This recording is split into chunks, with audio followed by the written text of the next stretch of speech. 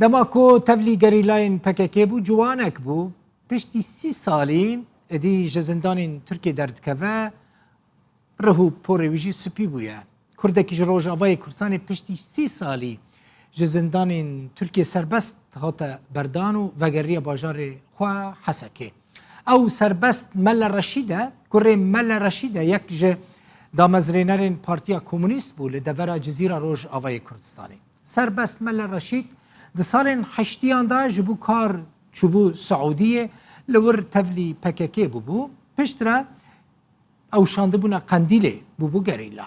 سال 1909 دیان لباکور کردستان جالی ترکیه و هاتبو گرتن